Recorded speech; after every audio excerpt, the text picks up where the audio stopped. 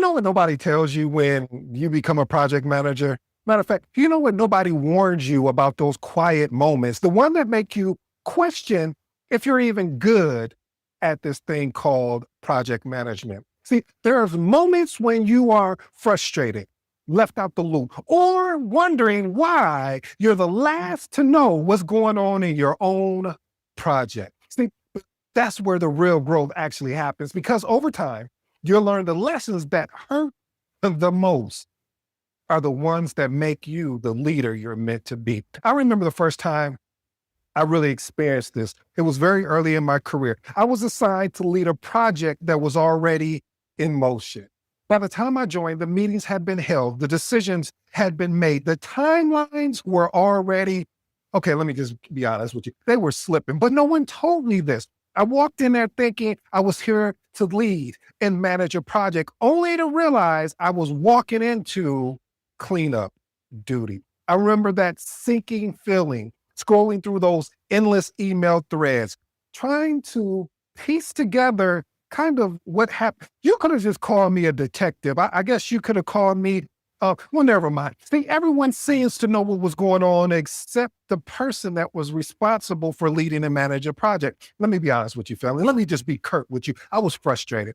The frustration wasn't about being left out. It was about trying to lead something that I had no visibility into. See, it's one of those lessons that humble you fast. You realize leadership isn't about being in control. It's about staying composed when you're not in control. That's when I learned one of the hardest truths in this profession. You'll often be the last to know about your own project. The real challenge, though, the real opportunity, though, is to have emotional fortitude to not take it personally. Principle number one, you'll be the last, or I should say, you'll often be the last to know about your own project. Now, I know I'm going to get some pushback, and I embrace it. This is my first day back, so I expect to get this type of pushback. But let me explain something. See, information doesn't naturally flow to the project manager. See, it's pooled, it's not assumed. People move fast, and when they forget to include you, they don't really realize that they're creating a risk. You see, it's easily not to take it personally. And you don't have to take it personally. I know you just saying, well, when you start asking, well, why they didn't tell me, and why has always happened to me, or why am I just now finding out? But the frustration, even though it's valid, it doesn't fix the gap in communication. It doesn't fix the gap in collaboration.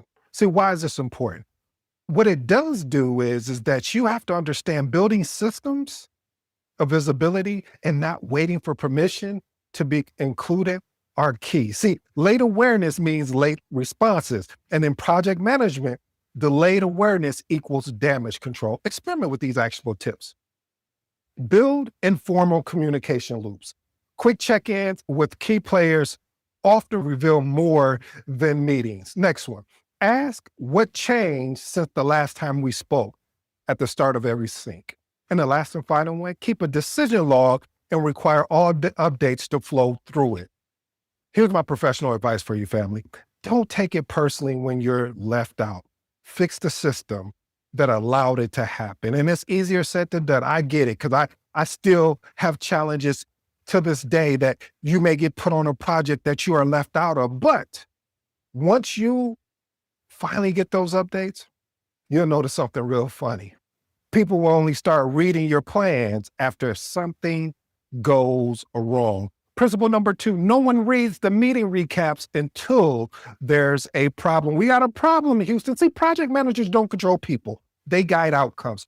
The moment you realize this, then your documentation becomes everyone's favorite read, only after the storm hits. Until then, it's just background noise. Why is this important? So your project artifacts become insurance, and trust me, you don't appreciate it until you need it, as they will say. Experiment with these actionable tips. Start each meeting by briefly recapping key decisions from the last one. Next one, use visual summaries, like bullet points, bold colors.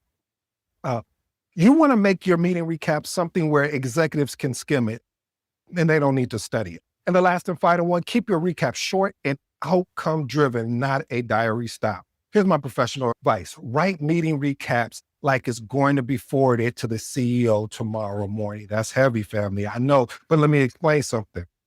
Even with the best of documentation, it won't matter if we can't hold people accountable for what's inside of it. Principle number 3, people avoid accountability until it's measured. See, accountability isn't natural. It's built through visibility. When results are measured and shared, behavior changes. I like that. See, why is this important? Without measurement, blame spreads faster than any type of progress can actually happen. Here, experiment with these actual tips. Use a RACI or ownership tracking so everyone knows who's on the hook. Next one, display progress publicly in your project dashboard. And the last and final one, celebrate milestones in teams' channels. It reinforces responsibility through recognition. Here's my professional advice. If someone's name is not tied to a metric, trust me, they will find a reason why it wasn't their fault. That's why it's important to tie names to the actual metric. But when accountability gets confused or questioned, some leaders respond the wrong way by micromanaging. Principle number 4, micromanagement is a symptom of distrust. I like that, family. See, micromanagement rarely is about control. It's really about fear. See, when leaders don't trust outcomes, they start policing activity. Why is this important? See, distrust kills creativity and it really slows down delivery. See, when teams stop thinking and start waiting for permission, now we have an opportunity here to pivot. Experiment with these actual tips. Communicate progress early and often before someone asks. Next one, clarify what decision you own and what your sponsor owns. And the last and final one, show competence through consistency and deliver small wins to earn autonomy. And here's my professional advice. You don't cure micromanagement with frustration. You cure it with transparency. You cure it providing outcomes. You cure it by just being an individual where you don't have to be asked because you have all the information out there in a transparent manner. And sometimes, even when you are transparent, escalations becomes your only way to reset the balance. Principle number 5. Escalations are a tool, not a threat. I like that. See, escalating on someone is not telling on them. Escalating on someone is really what we're trying to do is surface blockers that as a team, we cannot collectively resolve alone. It's leadership, to be honest with you. If we're really, truly being transparent, it is real, true leadership. But let me say this before because I don't want you to take this the wrong way. We have to do everything we can before we escalate. However, reason why it's important is because we need to properly escalate. When we escalate, we need to talk about the solutions that we've done prior to that or what we are about to do, and we still need some additional help to actually implement those solutions. Avoiding it, waiting too long, it's going to create chaos, and I promise you, I guarantee you, or your money back, fingers are going to be pointed. So experiment with these actual tips. Escalate early. Fact-based though, not emotion-based, fact-based and solution-orientated. Next one, document, because you already know documentation beats what? Documentation is always going to be conversation. So document what's a risk, time, cost, or even reputation. And the last and final one, frame it as protecting progress, not assigning fault. Here's my professional advice. Leaders, executives don't want surprises. They want foresight. Escalating early shows maturity, not weakness. But I understand. Even with clear communication, not everyone is really kind of cheering for your success. And we're going to be honest with you, there's going to be people on your team that is not going to have the success mindset to really push the project along. Principle number 6, not everyone wants the project to succeed. I know this is sad, family, but it's so true. See, some people benefit from delays, confusion, failure, of course, the politics, the fear, or the ego, because they quietly want to sabotage progress. Why is this important? So you need to recognize the hidden resistance. It helps you prepare strategy and not just deliver plans. Experiment with these actionable tips. Identify influencers versus blockers extremely early. I will say that again. Identify influencers versus blockers early. Next one, document commitments. Verbal supports phase quickly. So you want to document commitments early. And the last and final one, maintain neutral professionalism. Never make it personal. Always make it factual based. Here's my professional advice. Your calm composure is your greatest weapon in a political environment. And I know what you're thinking. Even if you handle all of that perfectly, there are still, and I do mean still, will come a time when you fail.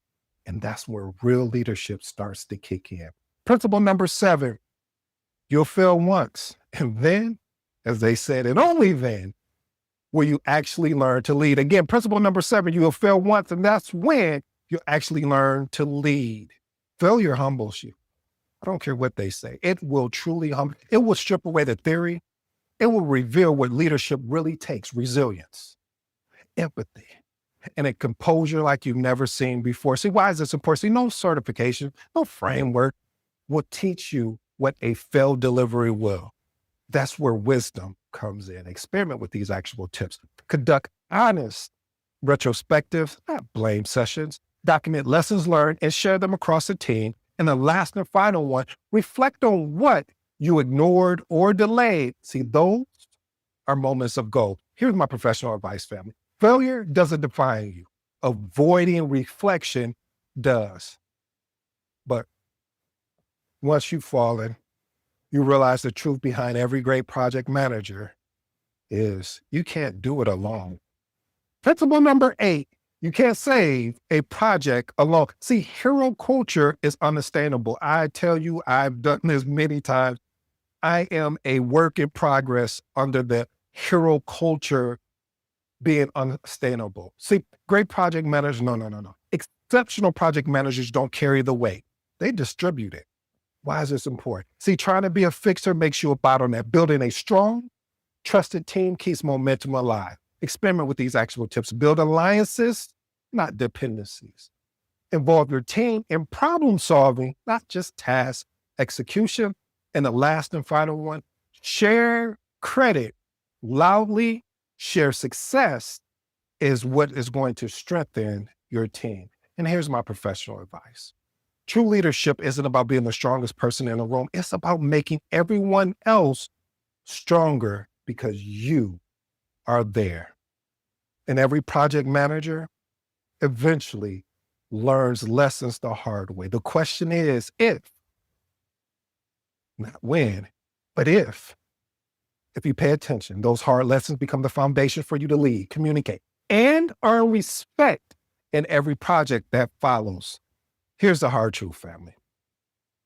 You don't become a better project manager by avoiding hard lessons. You become one by learning from them, owning them, and using them to lead with confidence and clarity. See, every missed update, every failed handoff, every tough conversation is teaching you something. If you're willing to listen, the hard lessons will reveal who you are when things don't go as planned. It tests your patience, your communication, your ability to stay composed when everyone else is panicking. And the truth is, experience doesn't come from years on your resume. It comes from reflections after mistakes, and the best, or I should say, the exceptional project managers aren't perfect. They're persistent. They turn setbacks into system, frustration into focus, and missteps into momentum. I love that, family. So don't run from the hard lessons. Use them. Let them refine you. Don't allow it to define you, but refine you. Because real leadership isn't about never failing. It's about getting up, learning faster, and becoming a better leader each and every time you have an opportunity to lead. So if this message resonated with you, share it with a project manager who needs to hear it. If you look for mentor or coaching, check the link in the episode. Let's you and I get to work. And if you're just new to the episode, I go by the name Deep. For all you smart and intelligent folks out there, hey, listen, that just simply means Ed. Until next time.